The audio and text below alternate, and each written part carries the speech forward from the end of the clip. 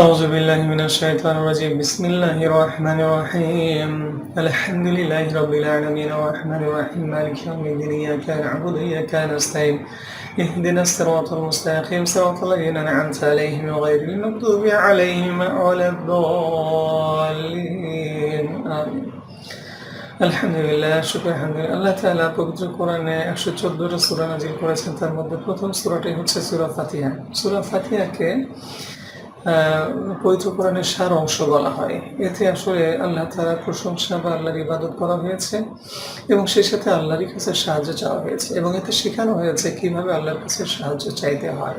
আল্লাহ তাআলা বলেছেন যে আলহামদুলিল্লাহি রাব্বিল আলামিন, সমস্ত প্রশংসা বিশ্বজাহানের প্রতিপালক আল্লাহর জন্য।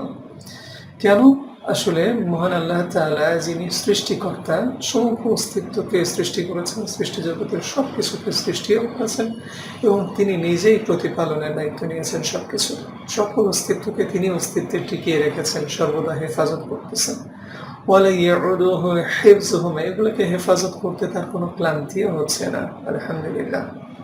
আল্লাহ তাআলা বলেছেন যে আর রহমানির রহিম, তিনি পরম করুণাময় সিন্ধু।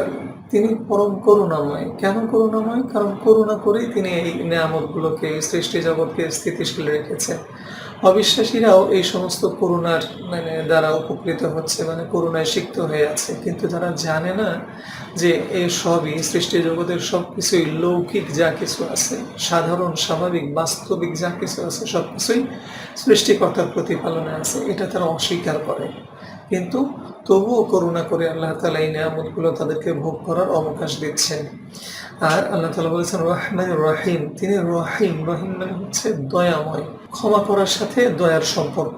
কারণ একজন বান্দা যখন পৃথিবীতে অকৃতজ্ঞ হয়, একজন বান্দা যখন সৃষ্টিকর্তা যেভাবে ইবাদত করতে বলেছেন সেভাবে করতে পারে না, তার ভুল হয়ে যায়, সেক্ষেত্রে আল্লাহ তাআলা তাদেরকে ক্ষমা করে দিতে পারেন যদি তারা ক্ষমা চায়। সেই জন্যই তার এই রহিম শব্দের রহিম গুণের কথাও এখানে উল্লেখ করা হয়েছে। এবং এর পরের আয়াতে আল্লাহ তাআলা বলেছেন মালিক ইয়াউমিদ্দিন। তো আল্লাহ তাআলা দয়া করে যদি কাউকে ক্ষমা করে দেন তবেই আখিরাতে সে জাহান্নামের আগুন থেকে মুক্তি পাবে এবং জান্নাতে যেতে পারবে। আলহামদুলিল্লাহ। তো আল্লাহ তাআলা এরপর বলেছেন ইয়াকা না'বুদু ওয়া ইয়াকা নাস্তাইন, আমরা কেবল তোমারই ইবাদত করি এবং তোমারই কাছে সাহায্য চাই। এটা 4 নম্বর আয়াত। এই আয়াতে আল্লাহ তাআলা প্রথম অংশেই বলেছেন তোমার ইবাদত করি বা আল্লাহর ইবাদত করার কথা বলা হয়েছে, আর দ্বিতীয় অংশে বলা হয়েছে তার কাছে সাহায্য চাওয়া। তো ইবাদত করার অংশটা প্রথম 3 আয়াতে আসলে বলা হয়ে গেল যে আল্লাহ তাআলার তাকে রব হিসাবে স্বীকার করে নেওয়া, তাকে সৃষ্টিকর্তা হিসাবে স্বীকার করে নেওয়া এবং তাকে করুণাময় এবং দয়াময় হিসাবে স্বীকার করে নেওয়া এবং তাকে বিচার দিবসেরও মালিক, পরকালেরও মালিক হিসেবে ঘোষণা করে দেওয়া, এগুলোই হচ্ছে ইবাদত, আল্লাহ তাআলার ইবাদত। এই একই আয়াতের পরের অংশে বলা হচ্ছে ইয়াকা নাস্তাইন, এবং আমরা তোমারই কাছে সাহায্য চাই। আসলে এই সাহায্য চাওয়াটাও একটা ইবাদত, যার কারণে একই আয়াতের প্রথম অংশে ইবাদতের কথা বলা হয়েছে এবং দ্বিতীয় অংশে সাহায্য চাওয়ার কথা বলা হয়েছে। তো এখন কি সাহায্য চাই? ইহদিনাস সিরাতাল মুস্তাকিম, আমাদেরকে সরল সঠিক পথে পরিচালিত করুন। আলহামদুলিল্লাহ। সিরাতাল লাযিনা আন'আমতা আলাইহিম, আল্লাহ বলেছেন যে তাদের পথে চালিত করো যারা তোমার বিশেষ নিয়ামত প্রাপ্ত। তো বিশেষ নিয়ামতটা কি জিনিস? আসলে বিশেষ নিয়ামত হচ্ছে হেদায়েত। অতীতে যত নবী রাসূল এসেছেন, ওলিয়া উলিয়া এসেছেন, যারা সদা সর্বদা পৃথিবীর বুকে মহান আল্লাহ তাআলার সান্নিধ্যে ছিল, তার প্রতি কৃতজ্ঞ ছিল, তার প্রতি অনুগত ছিল, তার ইবাদতে মশগুল ছিল এবং আখিরাতেও আল্লাহ তাআলার প্রিয় ভাজন এবং জান্নাতি হয়ে যাবে। আলহামদুলিল্লাহ।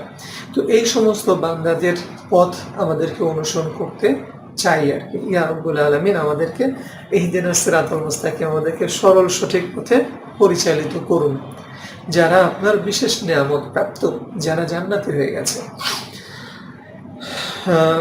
আন'আমতা আলাইহিম গায়রুল মাগদুবি আলাইহিম ওয়ালাদ-দাল্লিন, গায়র মানে হচ্ছে ব্যতীত, গায়রুল মাগদুব, মাগদুব মানে যারা অভিশপ্ত, যারা তাদের নিজেদের কৃতকর্মের দ্বারা, নিজেদের অবিশ্বাসের দ্বারা, অকৃতজ্ঞতার দ্বারা মানে অভিশপ্ত হয়ে মৃত্যুবরণ করেছে, তার মানে জাহান্নামী হয়ে গেছে মৃত্যুর সাথে সাথে, সিজ্জিনে পৌঁছে গেছে, মানে অপবিত্র আত্মাগুলো সিজ্জিনে থাকবে, আল্লাহ তাআলা এটির প্রতিশ্রুতি দিয়েছেন। আর পবিত্র আত্মাগুলোকে তিনি রাখবেন ইল্লিনে। আলহামদুলিল্লাহ। তো এই বারজাখের জীবনেই যারা আসলে মানে ক্ষতিগ্রস্ত হয়ে আছে, মানে দ্যাট মিনস অভিশপ্ত হয়ে আছে, এদেরকে বলা হচ্ছে মাগদুব আলাদ-দাল্লিন। এবং আল্লাহ বলেছেন যে তাদের পথেও নয় যারা ভ্রান্ত পথে আছে, এখনো যারা সৃষ্টিকর্তায় সমর্পিত হয়নি, এখনো যারা সৃষ্টিকর্তাকে বিশ্বাস করতে পারছে না বা বিভিন্ন দেবদেবী প্রার্থনা করছে, কিন্তু যারা নাস্তিকতা ঘোষণা করছে, নাস্তিক হিসেবে নিজেদেরকে ঘোষণা করছে, অথবা তারা নিজেদেরকে প্রকৃতিবাদী হিসেবে, মানবতাবাদী হিসেবে ঘোষণা করছে, তারা সৃষ্টিকর্তাকে স্বীকার না করে তারা এই বিশ্ব প্রকৃতির কাছে বশ্যতা স্বীকার করেছে। তারা বলছে যে হ্যাঁ, আমরা এই বিশ্ব প্রকৃতির কাছে, দ্যাট মিনস বিশ্ব প্রকৃতির কাছে তারা নিজেদের দাসত্ব বা নির্ভরশীলতা স্বীকার করেছে, কিন্তু সৃষ্টিকর্তা যিনি আল হাইয়্যু আল কাইয়্যুম, তার প্রতি কৃতজ্ঞতা তারা স্বীকার করছে না। এই দুই শ্রেণী, যারা মুশরিক মানে শিরক করছে বা বিভিন্ন দেবদেবীর প্রার্থনা করছে, আর এক শ্রেণী হচ্ছে যারা একেবারেই অবিশ্বাস করছে। তো সুতরাং এই বিভ্রান্তদের পথেও আমাদেরকে পরিচালিত করবেন না। আলহামদুলিল্লাহ, এভাবে আল্লাহ তাআলার কাছে যাওয়ার একটা বিধান আল্লাহ তাআলা করেছেন। তো প্রতিদিন 5 ওয়াক্ত সালাতে প্রতি রাকাতে আসলে মানে সূরা ফাতিহা পড়তে হয়। এর মধ্য দিয়ে আসলে আল্লাহ তাআলার ইবাদত মানে করার ঘোষণা, এবং সেই সাথে আল্লাহর কাছে সাহায্য চাওয়া বা হেদায়েত চাওয়া, এবং যেই পথে চালিত হলে জান্নাতি হওয়া যায় আর যেই পথে চলিত হলে জান্নাত থেকে বঞ্চিত হয়ে জাহান্নামী হওয়া লাগে, এই দুই পথ সম্পর্কে সচেতন হয়ে জান্নাতি হওয়ার জন্য আল্লাহর কাছে প্রার্থনা করা। ইয়া রাব্বুল আলামিন আমাদেরকে সদা সর্বদা পূত পবিত্র জীবনযাপনের মাধ্যমে জান্নাতের পথে এগিয়ে চলার তৌফিক দান করুন। আমিন। আলহামদুলিল্লাহি রাব্বিল আলামিন।